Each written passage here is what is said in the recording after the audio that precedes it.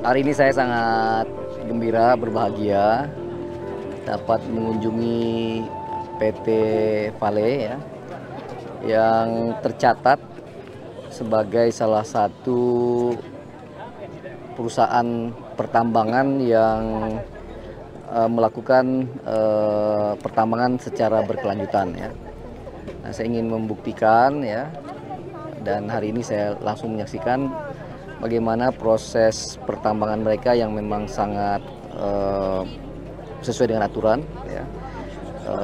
Sumber energinya dari air, kemudian kaidah-kaidah lingkungan hidupnya dipenuhi, dan dalam konteks kami ya di perhutanan kami berikan PPKH, tetapi kemudian mereka dapat mereklamasi dengan baik, kemudian menanam pohon, bahkan ada tadi yang dari 2005 kita lihat di Citra itu udah hampir sama dengan hutan alam ya.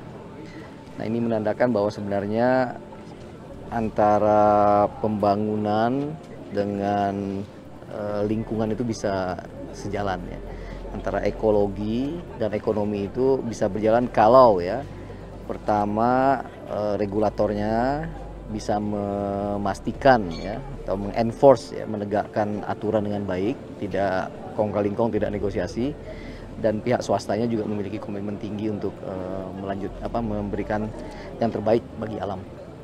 Nah Pak, PT Vale ini kan sendiri udah berkomitmen untuk juga melindungi kawasan sekitarnya nih Pak. Apakah ini bisa disebut sebagai acuan bagi mungkin Ya, pulang dari sini saya akan duduk bareng-bareng dengan ada Ibu Dirjen datang juga, beberapa direktur datang. Nanti kita formulasikan best practice apa yang bisa kita pelajari dari sini, lesson learned apa yang bisa kita pelajari di sini, dan nanti kita akan buat sebuah aturan yang baru ya, juklak juknis yang baru yang kemudian bisa kita enforce. Nanti saya akan perintahkan ya Gakum, kita akan kumpulkan lah para pengusaha pertambangan ya.